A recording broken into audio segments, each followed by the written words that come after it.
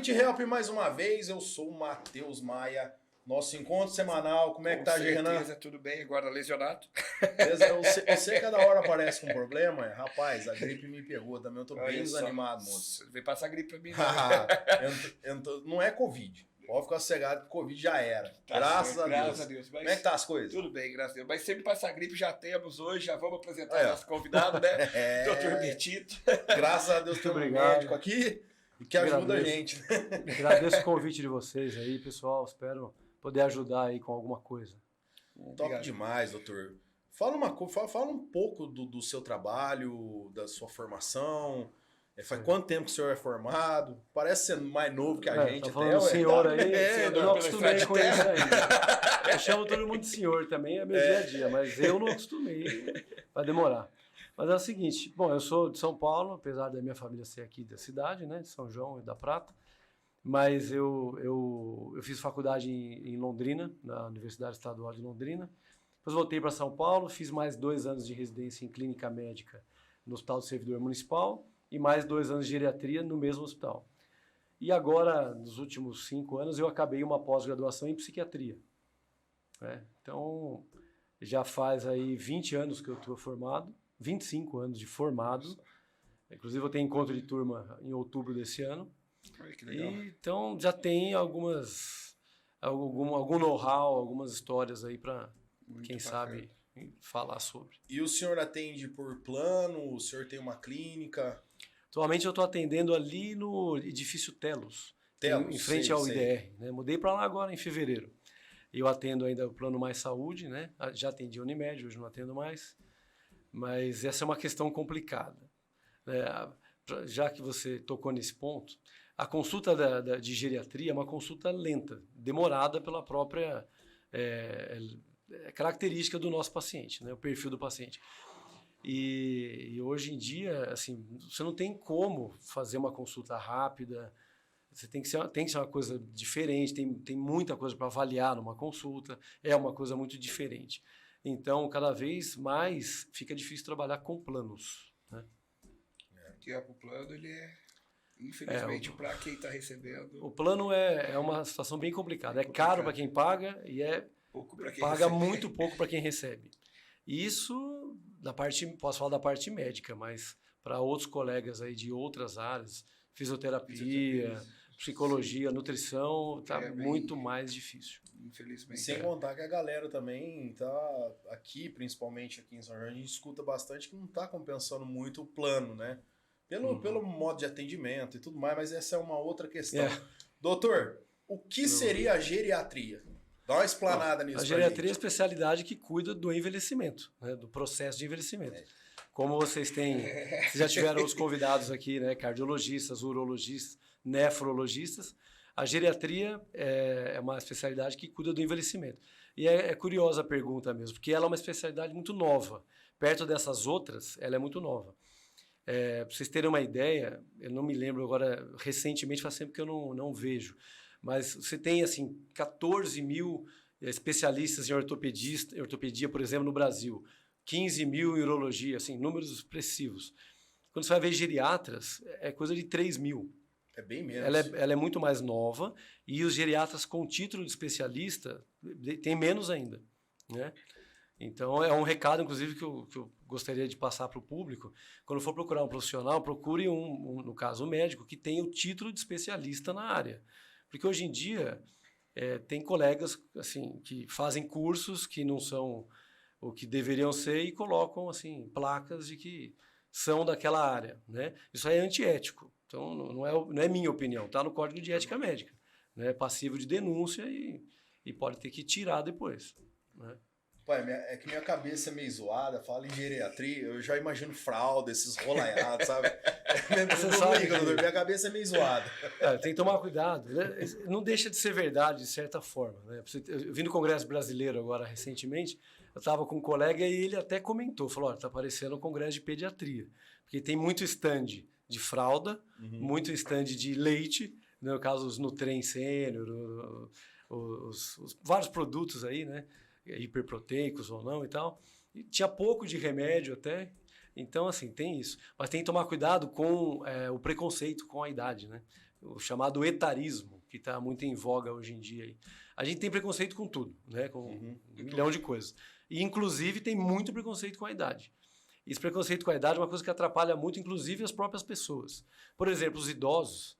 Muitos idosos retardam a ida ao médico porque eles acham que o que eles têm é normal da idade. Isso é um preconceito. Achar que é normal da idade. Pessoa, né? Ou não comenta com o familiar porque acha que é normal da idade, porque não quer gerar problema para o familiar. Né? Por outro lado, muitas vezes o familiar acha que é normal para a idade. E para piorar, profissionais da área de saúde, médicos e outros profissionais, também acham muitas vezes que é normal para a idade. E deixam de operar, deixam de pedir exames, deixam de medicar situações que deveriam ser tratadas por causa da idade. A idade é um dos fatores que você tem que levar em consideração. Né? Doutor, Tem outras coisas. Cortar, né? O senhor falou bastante de idade. Então, a partir de qual idade eu devo me preocupar com esse envelhecimento, né? Então, é uma boa pergunta. O processo de envelhecimento, ele começa muito cedo. Né? E isso é interessante porque as pessoas se assustam com isso daí. Começa por volta dos 30 anos de idade. Claro que não tem uma data específica, mas é por volta dos 30 anos de idade. É tão cedo quanto isso. 30 anos? 30 anos. A gente sabe. Já tá pré-histórico, então, irmão. Depois eu vou fazer a pergunta pro doutor aqui. Deixa aí, A deixa. gente sabe que, assim, nos países em desenvolvimento, que nem o Brasil, a gente considera idoso, para as estatísticas, quem tem mais de 60 anos. E nos países desenvolvidos é 65. Embora isso também já está mudando. Como, por exemplo, a Itália, que a gente considera idoso acima de 75. Por causa do contingente de idosos deles, que é muito grande. Agora, biologicamente, a gente já começa o processo muito cedo. Vê que interessante. A gente nasce e a gente vai formando ainda muitos órgãos, como, por exemplo, os pulmões, o cérebro, os ossos, os músculos. A gente forma isso até por volta dos 20, 25 anos. Por volta dos 25 anos de idade é que a gente tem a nossa força muscular. Você vê como é cedo. 25 anos em média, a força muscular mais intensa, a massa óssea também num grau maior e a capacidade cognitiva também num grau máximo.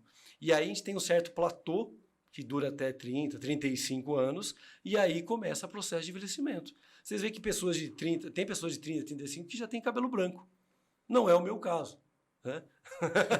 Eu estou com 50, eu não tenho nem cabelo, mas é uma opção. Ué, parece que é mais novo. Mas é musculação, Pô, doutor, né? Mas isso o senhor envelheceu com dignidade mesmo. Eu como algumas coisas. Queria ser desse jeito. Mas deve estar passando formal. Mas eu sou o meu cartão de visita, né? Sim. É o que eu falo para meus pacientes, que eu preciso durar até os 100, no mínimo. Senão eu sou um fracasso, né? Eu vou ser um fracasso. Não, nossa vida. Pô, e pegando esse Eu tenho gancho... até certeza que Não, pegando esse gancho... você vai perguntar. Depois eu quero fazer uma pergunta pro senhor. Ele fica chamando de velho, fica falando, seu Matheus é velho. Não sei, depois eu pergunto pra ele. Além. O apelido do Matheus Além. Matheus Além, Ô, doutor, e pegando esse gancho que o senhor falou dos pessoal de 25, 30 anos, você vê, não sei o que tá acontecendo, no meu modo de ver, parece que a molecada de hoje tá ficando mais velho que a gente até. Você vê pessoas mais novas que tá arrasada mesmo, destruída mesmo. Isso talvez... Né, Será que é pelo estilo de vida? Exatamente, muito provavelmente é por causa da infância atual, né? Que é baseada em videogame, em celular, né? O pessoal fica olhando em joguinho o dia inteiro, fica jogando quando tá sol lá fora. Na nossa infância a gente ia andar de carrinho de rolimã, de bicicleta, ia em cachoeira, jogava uma vida bola. mais ativa, né? Não precisava ter campo de futebol para jogar bola. Jogava em qualquer rua, né? Na rua, qualquer lugar. Ali, colocava O gol era o chinelo. Hoje em dia, para jogar bola, tem que ter a camisa nova do Real Madrid, tem que ter a bola da Copa do Mundo, tem que ter um gramado verdinho, sem buraco. Né? Então, eles mesmo colocam empecilhos também. Quantas tampas do dedão da Nossa senhora. Então, tá tudo mais complicado. A alimentação. Mas você sabe que isso é interessante, porque isso vai ter um preço, né? Isso vai ter um preço.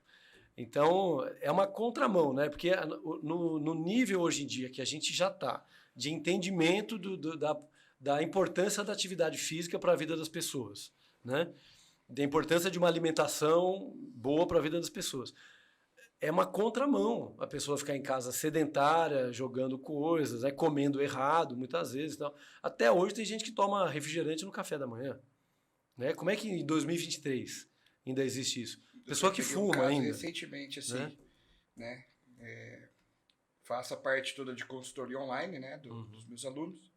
E uma menina nova e fala assim, eu tomo 2 copos de coca no café da manhã. Nossa. Ô, louco. Tragédia. Juro por Deus, 2 copos de coca no café da manhã. Então, assim... Já começa tudo errado. E você acha que vai comer certo durante o dia? Não vai. Muito difícil. Porque se começou ali já no café da manhã, eu já tomei a Coca-Cola, e ela falou que virou um vício, até a gente tirar esse vício dela. E mudando os hábitos alimentares dela, né? Então ainda ela é nova. Agora imagina se mudar o hábito alimentar de um idoso. Realmente, é difícil. Mudar hábito é difícil, né? Ser humano, você precisa de energia, você precisa de uma disciplina, né, importante, estar motivado para isso, né? Então, a nossa função como profissionais de saúde, a gente tem que injetar na medula deles essa necessidade de mudar hábito, né? É uma coisa que realmente leva tempo, né? Que tem que começar devagar. Estava lendo alguns estudos que hoje para você, eles falam do 21 dias, né? Sim. Mas chegam até 26 dias para você começar a implantar um hábito dentro da sua vida. Sim. Então, assim, vai em nutricionista, geralmente eles pedem 15 dias, 20, mas alguns estudos feitos recentemente falando que 26 dias você acaba tendo esse novo hábito. Então, você precisa de uma sequência de 26 dias. Estava lendo alguns estudos recentemente falando nisso, que uma psicóloga me passou. Então, para começar a mudar aí, pelo menos uns 26 dias. Olha, e é muito tempo. É pouco tempo, mas é muito tempo. Porque, que nem você falou, no caso dos mais jovens, né? Eles, provavelmente, isso aí veio da família. É um hábito que já veio da família, né? Então, se a gente for pensar, por exemplo, quem estava falando, a questão óssea. A gente forma osso e forma músculo até os 25 anos e depois do platô você começa a perder. Então, a questão do osso, por exemplo. A osteoporose, que é uma doença da geriatria, né? Uma doença que a gente vê a consequência da doença, que é a fratura no idoso. Mas é uma doença que ela tem que ser prevenida desde muito cedo. Desde da criança para o adolescente ali. Que é quando ele tem que investir em cálcio, tem que checar a vitamina D e tem que fazer o exercício. Que é aquilo que a gente estava falando. Se ele perde essa oportunidade nesse período que ele está formando o banco de osso dele, ele nunca vai formar um banco bom de osso. Ele vai formar um banco de osso baixo e então ele tem uma chance de entrar em osteoporose mais cedo do que provavelmente ele entraria se tivesse seguido a genética adequada, uma genética adequada com alimentação e tudo mais adequado, né? Então a gente tem que se preocupar com essas coisas desde muito cedo, né? A quantidade de cálcio, né? Tem que ingerir pelo menos 3 vezes ao dia, não é fácil isso daí. Ou leite, ou queijo, ou iogurte. Tem que fazer exercício. Então, criança, você manda pular corda. Hoje em dia, quem pula corda? É difícil. É mais aquilo que a gente estava falando. Pular corda é ótimo para o osso. O osso gosta de 2 coisas. Gosta de impacto, que é, por exemplo, pular corda, que você nunca vai mandar um idoso pular, né? Mas a criança sim, o jovem sim. E de compressão. E a compressão a gente consegue na musculação. Sim. Né? Então, quanto antes você começar a investir, melhor. Então, voltando para aquela questão do envelhecimento, por mais que a gente comece muito cedo, ele é um processo lento, né, e gradual. Ninguém fica velho da noite para o dia, né? Então, você tem que investir desde lá de trás no seu envelhecimento, pensando em como é que você quer estar no futuro. Se você perguntar para as pessoas na faixa de 60 anos aí, do que elas têm mais medo, elas não vão falar que tem medo de ter uma doença X ou Y e tal. Eles vão falar que tem medo de ficarem dependentes. Né? Tem 2 parâmetros de saúde no idoso principais, que é ele ter autonomia e independência. A autonomia é ter cérebro bom. Então, ele poder decidir por si mesmo o que ele quer. Se ele quer viajar, não quer, se quer tomar remédio, não quer, se ele quer fazer qualquer coisa. Então, a autonomia é cérebro bom. E independência. Então, se ele não depende de outras pessoas, ele tem autonomia, ele tem uma boa saúde, mesmo que ele tenha uma pressão alta, um diabetes, uma osteoporose, alguma outra coisa, desde que essas doenças crônicas estejam controladas, né? Mas, então, quanto antes você investir no seu futuro, melhor. A gente tem que lembrar que nós só vamos ficar velho se a gente se cuidar e se a gente tiver sorte. Não é só se cuidar também. Nós temos que ter uma genética favorável, embora não tenha um peso tão grande, A genética tem um peso de aproximadamente 20, 25% nas nossas doenças. Portanto, nós temos 75% de chance de atuar em cima da genética. Fazer exercício, comer direito, parar de fumar, né? Evitar bebida, evitar droga, um monte de coisas aí. Né? Eu queria saber do senhor se é um mito ou verdade.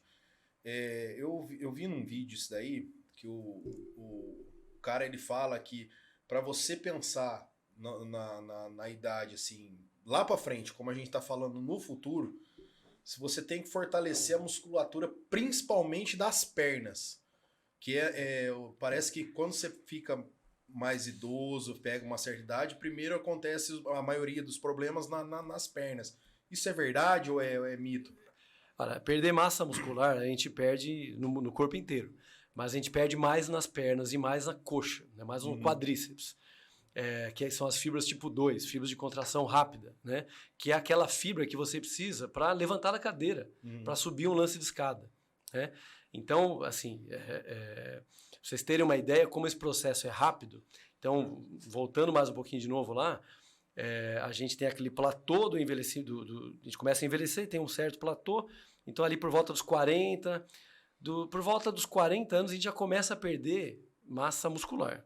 A gente perde dos 40 até os 70, a gente perde em média 0,5% a 1% de massa muscular por ano, principalmente das pernas. A partir dos 70, mais ou menos, é sempre mais ou menos isso, aí já sobe para 2 a 5% de perda de massa muscular por ano. Nossa. Agora, a perda de força, ela é mais intensa.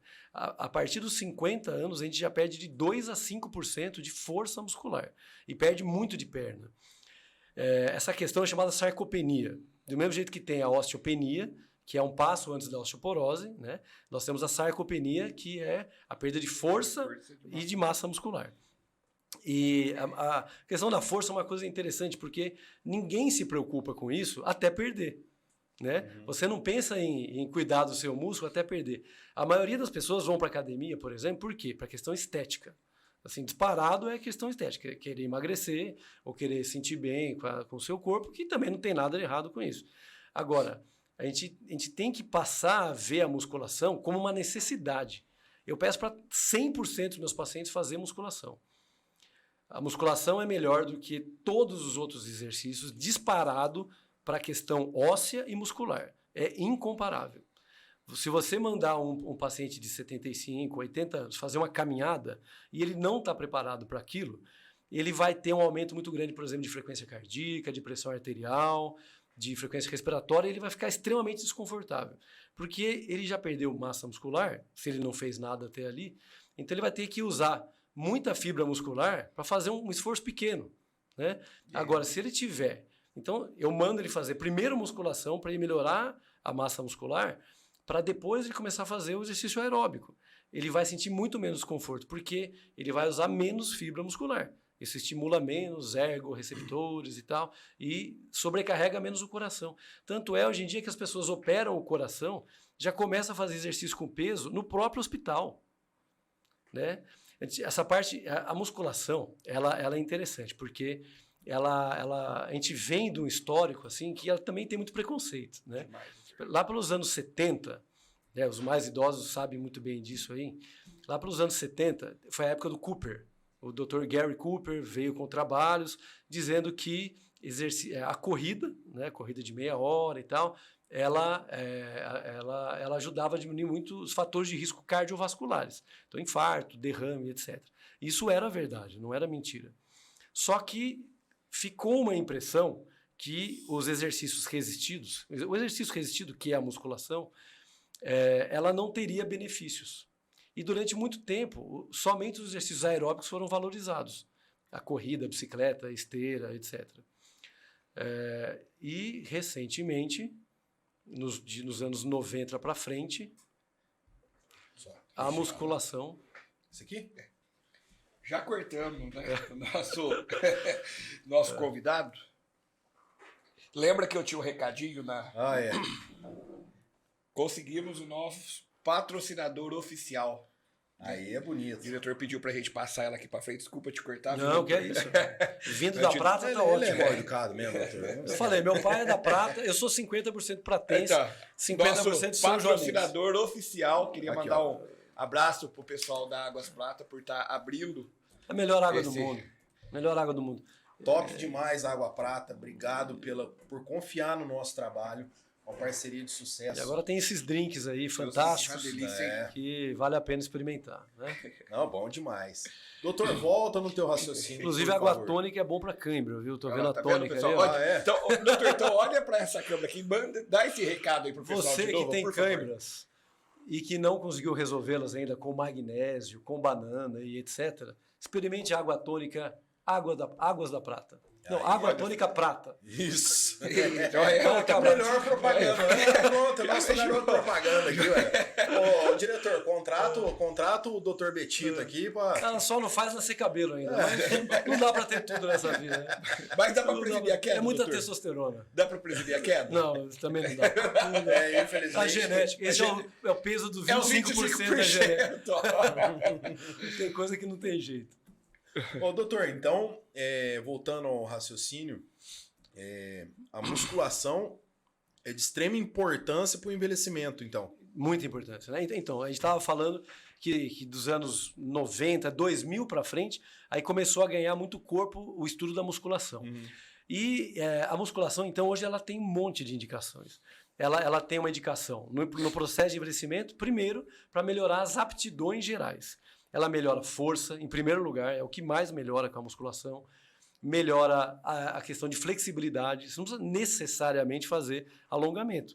Dependendo de como você faz a musculação, com a boa orientação, tudo, tentando usar a amplitude total do movimento, ela vai estimular as articulações também, você ganha flexibilidade. Ela melhora a massa óssea, como eu falei, como nenhum outro exercício consegue fazer. Ainda em termos de benefício, ela previne doenças e ela serve também para reabilitação, né? Como eu falei, né? Paciente com cirurgia cardíaca, um paciente com AVC. Então, assim, existem pouquíssimas contraindicações para se fazer musculação, que na verdade são as mesmas contraindicações para fazer qualquer exercício. A pessoa está com pneumonia, ela não vai fazer musculação, mas também não vai correr. Ela fez uma cirurgia, ela tem que respeitar aquele período de repouso. Ela teve um infarto, tem que respeitar o período. Então, uma vez que esteja liberada, ela está liberada para fazer musculação também. Enfim, então a musculação, você vê a questão cardiovascular, antigamente ela era condenada, ela era contraindicada para quem tinha, por exemplo, hipertensão, nos anos 70. Hoje em dia, ela já está sendo... Nós passamos de uma situação que ela era condenada, ela passou a ser tolerada e agora ela está passando a ser indicada para tratar problemas cardiovasculares, insuficiência cardíaca, hipertensão, a aterosclerose, que é o depósito de gordura e cálcio nas artérias que nós vamos tendo com a idade. Acontece que com o processo de envelhecimento, a gente tem um processo de inflamação no nosso organismo. Lentamente nós vamos ficando inflamados. E esse processo de inflamação, crônico e lento, é o que aumenta muito, principalmente as doenças cardiovasculares. E olha que interessante. A gente sabe hoje em dia, e nós está tendo uma mudança de paradigma assim, absurda em relação ao músculo. Até pouquíssimos anos atrás, coisa de 15, 20 anos atrás, quando surgiu o primeiro consenso mundial de sarcopenia, a gente achava que o músculo servia apenas para locomoção, que o músculo servia como parte do aparelho locomotor, então a função dele era a locomoção.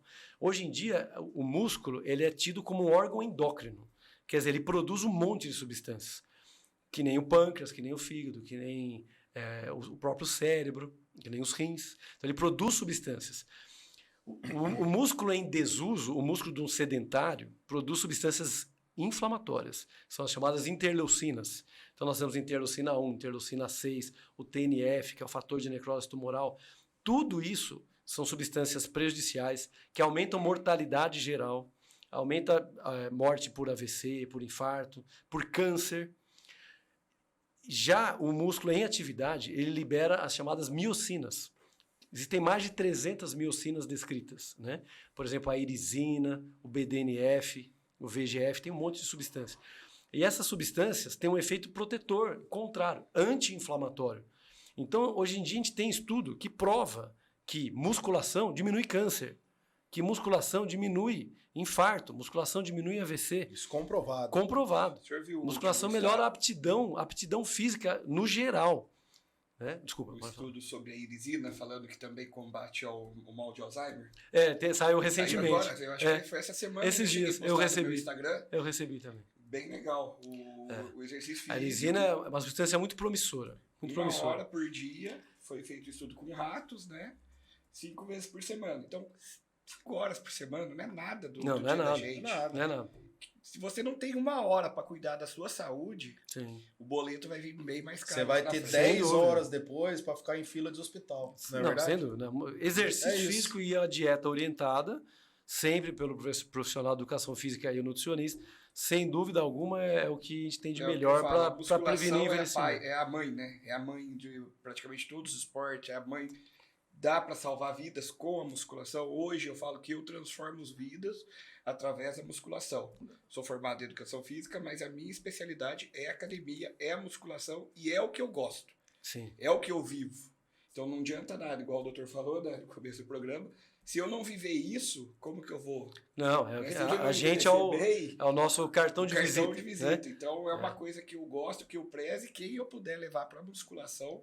Sim, não, sem dúvida. Todos os esportes. Uma outra questão fundamental, isso pensando mais no idoso, que a musculação é o principal mecanismo de diminuição, são as quedas, né?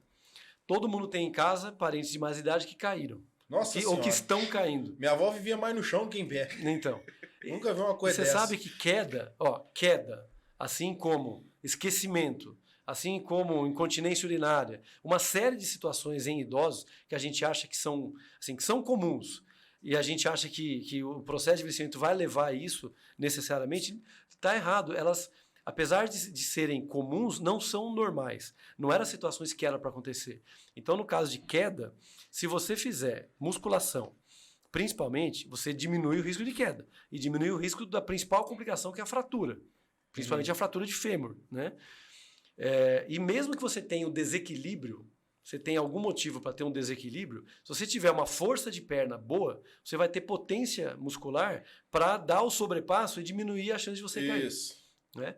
Então, a gente sabe que, por exemplo, para a questão de quedas, a musculação é importante, mas também exercícios de equilíbrio são fundamentais e tal. Mas, se pensar só na musculação, aquela pessoa que não gosta de fazer exercício de jeito nenhum, você conseguir que ela vá para a academia, pessoa de mais idade, e faça pelo menos uma musculação 3 vezes por semana, 1 hora, meu Deus, cara. Ela vai ter um benefício absurdo em um monte de variáveis, um monte de situações. Né? Hoje mesmo na academia que a gente treina lá, né? A gente vê bastante idoso lá na academia. Tá tendo essa melhora. Tá tendo né? muita essa melhora. aceitação sim, melhor. Sim. Eu também, ou eles estão ali fazendo a musculaçãozinha deles ali, claro, que tudo dentro do que a pessoa consegue, né? Sim. Não vai, uma pessoa idosa não vai conseguir fazer um alto rendimento, pegar bastante peso. Não, a questão é totalmente diferente. Ou estão lá fazendo musculaçãozinha, ou estão na esteira, ou estão fazendo a bicicleta. Sim. Mas o importante é que vá, né, doutor? Não, eles estão lá, é um ambiente, já estão se socializando, né?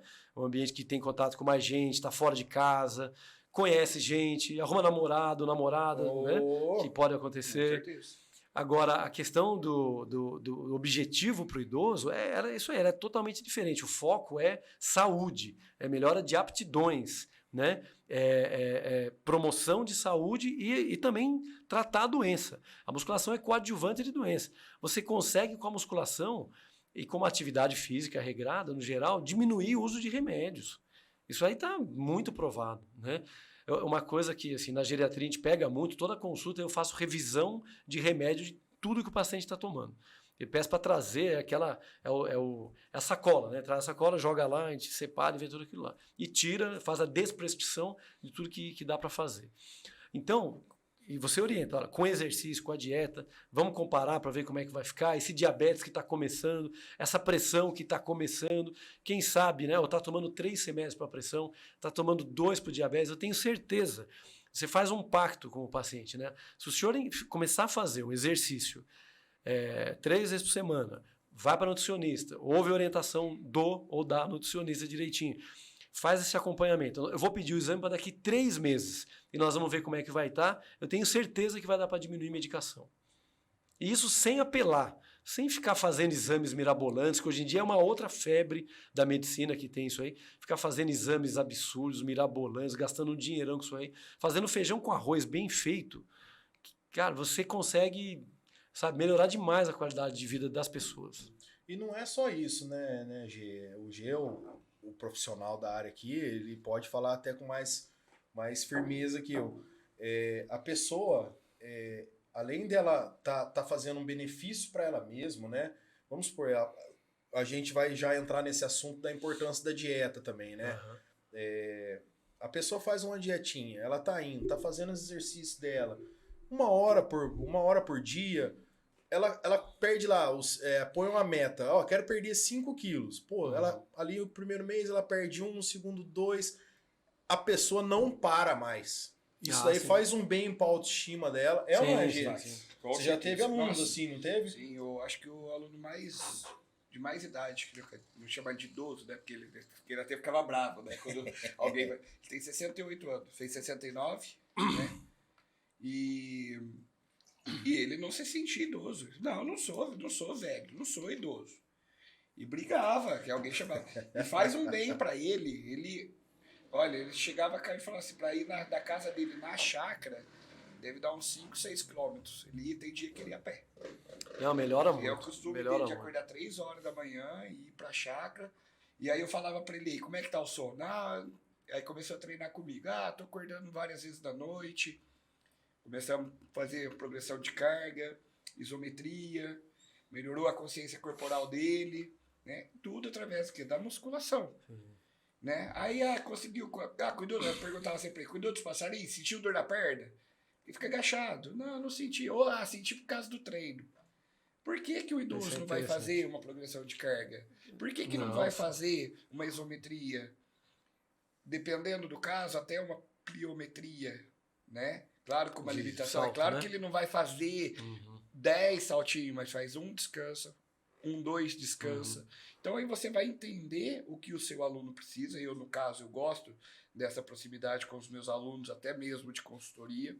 Né? Eu atendo pessoal hoje do mundo inteiro, tem alunas do Japão, né? Mais novas, né? E eu faço eu ligo para a pessoa, faço uma chamada de vídeo, como é que tá a sua rotina. Entenda o que seu aluno precisa. Ele quer saúde, isso daí é o principal. A estética vem de brinde. Sim. Né? O ganho da massa muscular, a diminuição de gordura, melhora dos hábitos, melhora do sono. Sim. Eu acho que é um conjunto geral que faz. Sem dúvida. Né? É uma engrenaginha que puxa outra, que puxa outra, que puxa outra. Então eu gosto de trabalhar, eu acho que nessa mesma linha que o senhor. Então, sabe que eu acabei não comentando, mas quando eu acabei a residência de geriatria, eu fiz a pós-graduação do Dr. Santarém, lá em São Paulo, José Maria Santarém, né? Que é uma das maiores assumidades do Brasil aí de musculação no envelhecimento, né?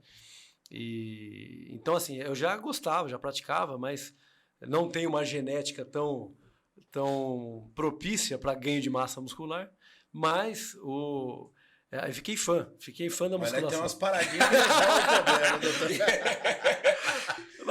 Mas sabe o que é a questão? Você estava falando. No caso das pessoas de mais idade. Porque o foco do jovem geralmente é hipertrofia. O cara quer ficar forte, ficar bonitão e tal. Beleza, tudo bem. Mas no idoso, além disso que eu falei, a questão é melhorar as atividades do dia a dia dele.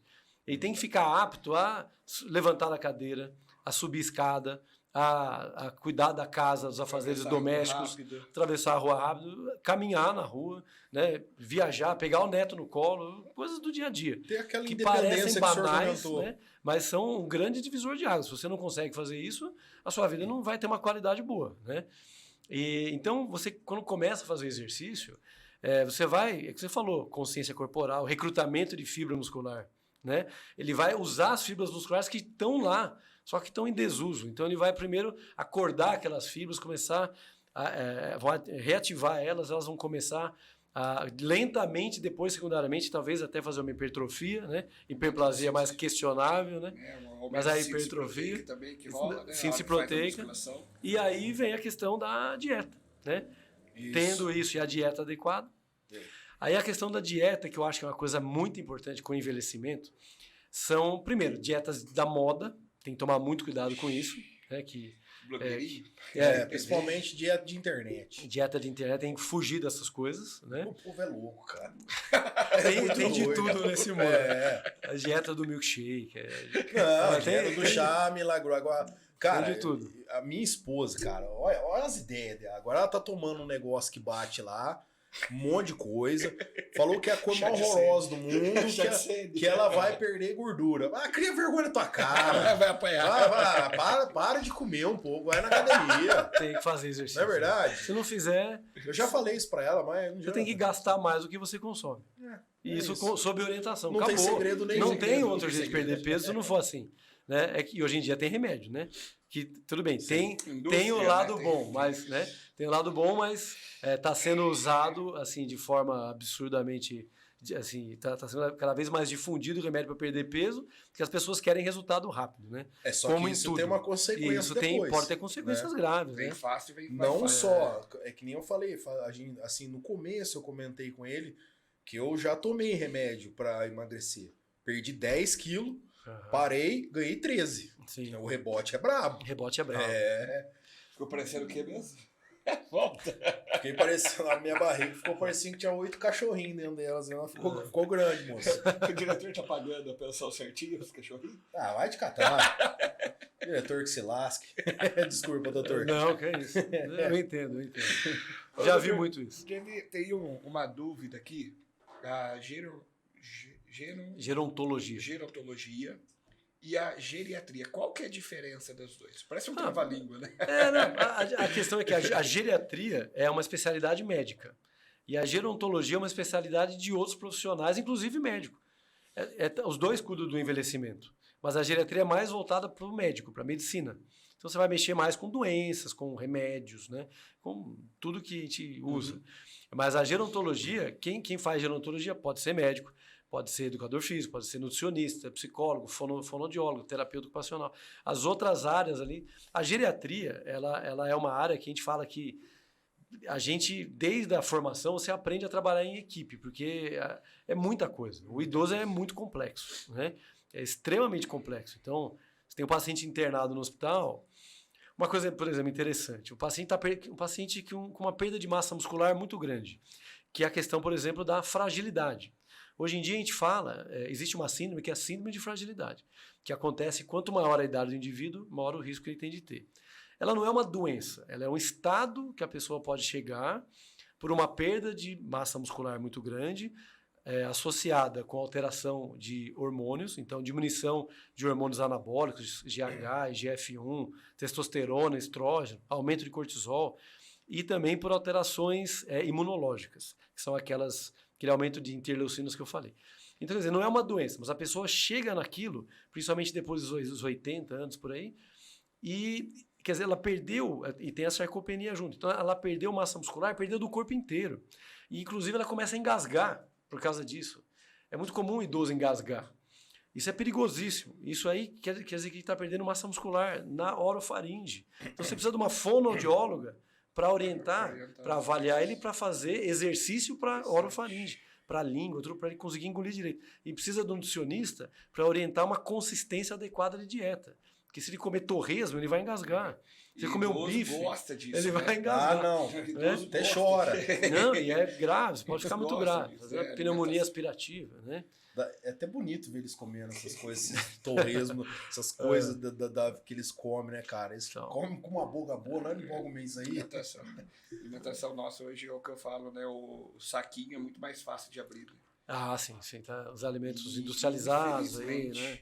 A qualidade. A qualidade piorou muito. Mas você sabe que essa coisa, por exemplo, dos centenários, né? Jogando lá para frente agora. Tem um monte de estudo com centenário e assim, tá? Os cientistas estão se debruçando para entender como é que as pessoas cada vez estão vivendo mais, né? Até os 100 anos. E o interessante é que quando você... Até mais, né? Mas quando você estuda os centenários, você vê que eles fizeram tudo errado a vida inteira. Nenhum centenário, assim, 99% nunca foi em academia, porque não era hábito de vida dele, da época dele. Não comia direito, porque não sabia o que era comer direito. Então, eles guardavam a carne em lata de gordura, né? Só que, por outro lado, talvez faziam exercício de outra forma, né? Compensavam tudo de outra forma. Tinha uma vida muito menos estressante que a gente tem, né? Tinha muito menos exposição a coisas ruins que a gente tem hoje em dia. Enfim, um monte de coisas. Mas aqui quer dizer, é interessante, né? Essas pessoas estão vivendo tanto hoje e terem uma vida que não foi o ideal até agora. Isso quer dizer que, assim, é mais uma coisa que reforça também que a gente tem tudo para viver cada vez mais. E se a gente não se preparar desde muito cedo, né, a gente está perdendo o bonde aí e pode chegar lá na frente e não assim, gozar de tudo que poderia tá fazendo por não ter apostado nisso no passado. Doutor, e deixa eu te fazer uma pergunta. A pessoa que pega uma certa idade, é natural e normal a gente ver algumas delas se limitando. Mas, por exemplo, algum paciente que o senhor pegou um caso específico, que o problema dela era na cabeça, por exemplo, de mania de doença, por exemplo, que tem bastante idoso que é desse jeito, né? Muitos. Como se trata isso? Então, tem bastante não é gente. só idoso, tem muito jovem também. É assim, a gente tem que avaliar, cada caso é um caso, né? Uma coisa que assim, é o mantra da geriatria, é a necessidade de individualização. Se a gente comparar pessoas eu dou aula aqui na FAI, né, Faculdade de Medicina. Então eu falo para os alunos, olha, se eu pegar vocês aí, pessoas de 20 a 30 anos de idade, vocês são muito homogêneos, vocês não vão ter muita coisa diferente um do outro, provavelmente ninguém vai ter doença, vocês vão ter uma vida geral muito boa, sem remédios, etc. e tudo mais. Agora, se eu pegar um grupo de pessoas de 80 anos, muda tudo, né? Eles são completamente heterogêneos, diferentes entre si. Então, a gente tem que individualizar. E aí, nesse contexto, uma coisa que a gente tem que estar sempre atento é o surgimento de depressão. Idoso tem muita depressão. Sim. E muitas vezes a depressão no idoso é uma depressão mascarada. É uma depressão subsindrômica. Quer dizer, que eu falo assim, o porteiro do prédio, ele já fala, ó, tá subindo aí, né? Modo de dizer, tá subindo um paciente deprimido. Por que um jovem deprimido? Porque é fácil de ver um jovem deprimido. Ele tem aquelas características, ele chora muito, só usa roupa preta, teve um evento, quer dizer, brigou com a namorada, etc e tal. Então, assim, é uma coisa muito caricata. Ele reclama de tristeza, de desânimo, de angústia. O idoso deprimido, muitas vezes ele não se queixa de tristeza, de desânimo, de angústia. Você tem que tirar isso daí dele na consulta. Mas ele para de fazer coisas que ele gostava, perde o prazer de fazer coisas que ele gostava. Muitas vezes diminui o apetite, é uma grande causa de perda de peso. Muitas vezes ele tem esquecimento, porque a depressão no idoso atrapalha muito a cognição. Então ele começa a ficar esquecido. Ele fica mais desatento. Ele pode ficar mais descuidado com as doenças dele, com os tratamentos dele, começa a descompensar das doenças dele, né? Então, uma série de coisas, é muito mais sutil. Então, você tem que estar atento se isso não é um começo de depressão e tratar, né? Com remédio, com exercício, com psicoterapia, né? Agora, mania de doença tem em todas as idades, né? Tem a hipocondria, né? Que antigamente falava hipocondria, hoje em dia, pela nova classificação, é transtorno de mania de doença. Mesmo. Nossa. E as pessoas sofrem por causa disso daí. Isso daí é difícil de tirar. Doutor do céu. Pode chegar a uma questão delirante. A pessoa jura que ela está doente. Isso. E é difícil você tirar isso daí dela. Mesmo fazendo exames. É uma pessoa que acaba tendo um monte de exame, vai num monte de médico, faz um monte de coisa que não precisava fazer, submete a coisas. Você submete a coisas desnecessárias, né? Então, e tem também uma outra questão aí que é uma visão pejorativa do envelhecimento, né? Então, as pessoas crescem com aquela imagem na cabeça que ficar velho é ruim. Ficar velho é ruim, eu vou ficar doente, eu vou ficar debilitado. É uma visão pejorativa do envelhecimento, que cai de novo naquela questão de preconceito lá, de etarismo e idadismo. Então, a gente trabalha nisso o dia inteiro, né? Nós da área de saúde, em quebrar esses pontos de vista aí, porque não necessariamente o envelhecimento vai ser uma época ruim da sua vida. Pode ser uma época excelente da sua vida. Você vai ter a experiência de vida acumulada, né? Muitas vezes você vai ter condição econômica de desfrutar da sua vida como você não tinha antes, porque você tinha um monte de gente nas tuas costas, né? Então, assim, enfim, ficar velho não necessariamente fica ruim. Você vai só sofrer, né? Só pegando esse gancho aí da pessoa que é problemática, assim, né? Tudo vê problema. Tinha uma mãe de um conhecido meu, doutor, juro por Deus do céu, se você chegasse lá com o braço quebrado, ela ia falar que não era nada, que ela já tinha quebrado o braço em 8 lugares. Sim. É desse jeito, tudo dela é mais, entendeu? Tudo dela é mais. Então acho que é um pouco psicológico isso aí, pode ser, né? Tem de tudo, tem transtorno de personalidade, né? Tem pessoas que têm uma personalidade catastrófica, assim, que tudo é ruim para elas. Não, era até ruim conversar com ela. Você fica deprimido, né? Mas geralmente as pessoas sempre foram assim. Você vê na história delas, elas sempre foram assim. O dia pode estar bonito, mas ela vê uma nuvem no céu, ela fala, olha, mas vai chover. Né? É melhor botar um agasalho, assim, porque vai chover. Vai levar o guarda-chuva, vai chover. Aí você não leva o guarda-chuva e chora. Doutor, gostaria que o senhor desse um recado pessoal de casa, um alerta, como que eu posso dizer que fugiu a palavra? Como que a gente pode envelhecer com dignidade e saúde? Muito bem. Olha, eu acho que é tudo isso que a gente falou aqui, né? Você pensar no envelhecimento como um processo que é lento, gradual, mas que começa cedo, né? E que você tem que se preparar lá para frente. Uma dica é cercar os problemas da família, né? Então ir atrás dos problemas da família, corrigir o que puder ser corrigido, nem tudo pode ser corrigido, né?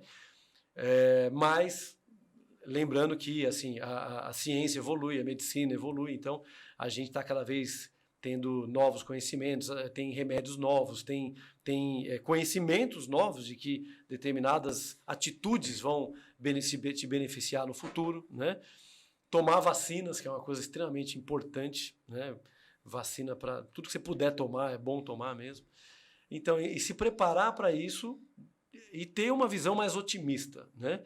Porque hoje em dia a gente tem que se preparar. A tendência é que a gente viva muito, né? A expectativa de vida no Brasil hoje é 79 anos. Né? Ao nascimento. Quem está nascendo no Brasil hoje tende a viver até os 79 anos.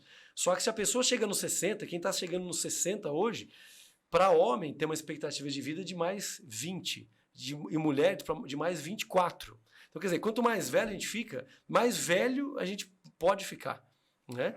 E se você chegar lá com uma bagagem boa, né? Uma estrutura boa, você não teve abusos na sua vida, claro que você não precisa deixar de tomar a tua cerveja no fim de semana, sem abusar, né? Em vez de tomar cerveja, tomar um fardinho, 2 fardinhos, que, né, é uma coisa super difundida, né? Mas parar de fumar, comer direitinho, né? Cuidar da sua saúde adequadamente, porque você vai precisar dela no futuro, né? E se você perder demais, depois realmente fica difícil de recuperar, né? Então, doutor, a gente falou sobre a musculação, né, e a alimentação do idoso. O senhor pega bastante casos sobre como que deveria ser a alimentação relacionada à área esportiva. Porque tem muito idoso também que só faz a caminhada, né? Sim, que é muito importante para ele. Mas tem bastante idoso fazendo hoje musculação. Dá qual uma dica para poder estar adequando? Como que é a alimentação desses pacientes que procuram o senhor? Ótima pergunta. O que eu vejo muito aí é isso. Primeiro, você tem que saber o que o teu paciente está comendo, né? Então, a gente faz um inquérito alimentar mínimo no consultório e tal. E aí você descobre que muitos pacientes, por exemplo, deixam de jantar. É muito comum com a idade as pessoas pararem de jantar. É isso que eu ia falar agora. E aí você está perdendo uma das refeições principais, né? Então, assim, o ideal é que a pessoa coma aproximadamente a cada 3 horas, 2 horas e meia. E aí você tem que, pensando principalmente na questão de músculo, melhorar a proteína, né? E onde é que tem proteína? Tudo dos derivados do leite, então leite, queijo, iogurte, nas carnes, principalmente carne vermelha, depois carne de frango, carne de porco, carne de peixe e nos ovos. Fora isso, suplementa. Se ele não conseguir chegar no que ele precisaria, a gente suplementa. E uma coisa interessante também é que até poucos anos atrás, 2013, a gente tinha uma noção de que o idoso precisava de uma quantidade X de proteína. E hoje mudou totalmente isso daí. Em 2013, com alguns estudos cabais daquela época para cá, a necessidade de proteína aumentou. Então, se você não forçar um pouco nessa ingesta, você não chega no que ele precisaria comer minimamente, que é aproximadamente 1,2 a 1,5 grama por quilo de proteína. Isso num paciente idoso com uma doença crônica, com diabetes, com hipertensão, com dor crônica. Então, para um indivíduo de 70 anos comer 1,5 grama de proteína dá 105 gramas de proteína por dia. Um bife tem em média 26 gramas. Então, você precisa tá muito atento a isso daí, senão não chega. E aí ele vai... e aí é aquela coisa, você está fazendo exercício, você tem que dar o substrato, né? Claro, tem que ingerir carboidrato, ingerir vitaminas, minerais, de tudo, muito líquido, etc, tudo. Mas a questão da proteína é absolutamente fundamental, né? Dos aminoácidos aí para você poder fazer a musculatura. Senão você vai cair no risco de entrar em catabolismo e começar a quebrar a sua própria proteína, sua própria musculatura para tentar fazer músculo novo. Geralmente o pessoal dos nutricionistas, pra gente, né, Matheus, calcula entre 1,8 até 2,2 por quilo corporal. Sim, para mais jovens, que né? Somos acostumados a comer mais regrado, a fazer a dieta. Então, pra gente já é desconfortável. Em 100 gramas de frango, você vai encontrar 27 gramas de proteína. Por aí. Então, não é fácil, pro idoso bater. Aí entra também, se tu indica suplementação em pó, algum tipo de proteína? Sim, quando não atinge o necessário, tem que suplementar. Né? E se chegar num nível assim que eu também não estou dando conta, encaminho para um colega nutricionista sem problema nenhum. Outra coisa que o pessoal anda tomando bastante é a creatina, né? A creatina é interessante. E tem estudos em idosos mostrando que ela é segura e ela ajudaria muito também, principalmente na questão da musculação para o ganho de força. Igual o jovem, né? Igual o jovem usa, o idoso também pode e deve usar. Além né, dessa questão dele já ingerir pouca proteína, que é a maior fonte de carne, a maior fonte de fosfocreatina, né? Então, se ele ingere poucas, ele já não tem muito mesmo. Então, você tem que suplementar. Então, a gente faz uma semana com 20 gramas por dia, depois baixa para 3 gramas por dia. Né? Junto com a proteína depois, né? Para saturar e depois 3 gramas por dia e dividir a proteína, uma coisa interessante também, fundamental, é dividir a proteína ao longo do dia. Não adianta ele comer muito só no almoço e não comer na janta, né? E comer pouco no café da manhã. Em média 30 gramas aí por período, dividido por dia, ele absorve melhor e ele tem uma melhor efetividade da ingesta de proteína. E finalizando a questão da vitamina D.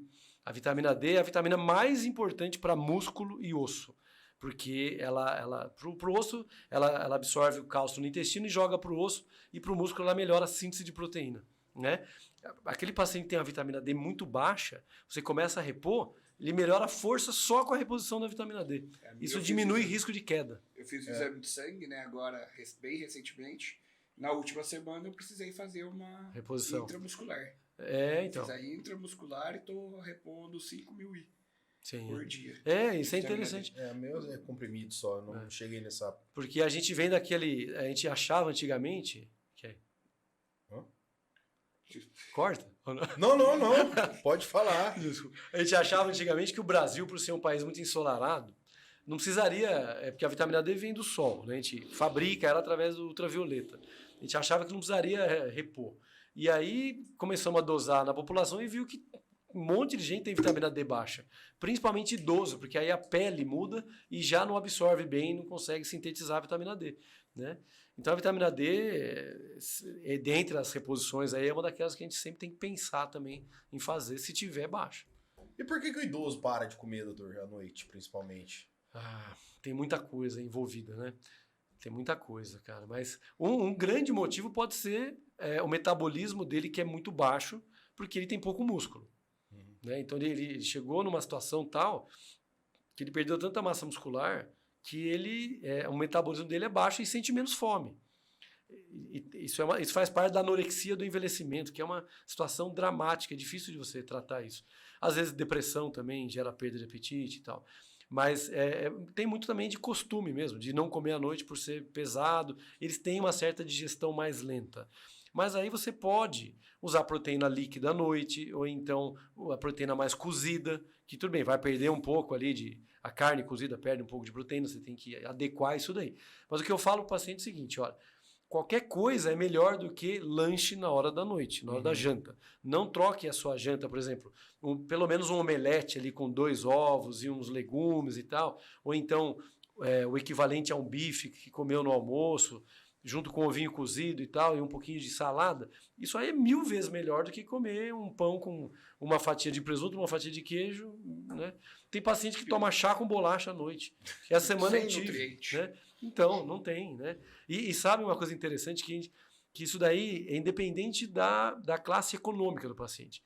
Por exemplo, seria esperado que pessoas com poder aquisitivo maior não tivesse o erro de desnutrir. Mas idoso assim, com poder aquisitivo grande também desnutre, porque também come errado. Né? Então toma um chazinho Lipton dele, a bolachinha manteigada, está desnutrindo do mesmo jeito. Né? Então tem que ter uma orientação mínima ali para não desnutrir. Né? Top demais, doutor. Muito obrigado pela presença do senhor aqui. As portas estão abertas, agora o senhor já conhece a nossa casa aqui. Obrigado. Né? Obrigado pela presença. Espero ter a sua presença de novo aqui para a gente bater mais um papo. Muito obrigado, agradeço muito o convite de vocês. Eu gosto muito de falar de geriatria, né? Minha área, mas é uma área muito grande, né? Tem muita coisa para falar, então.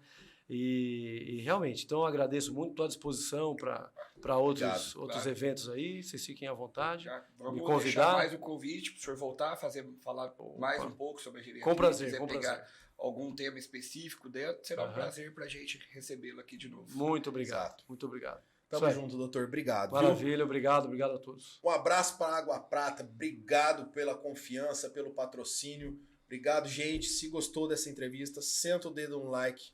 Valeu e fui! É isso aí, moçada.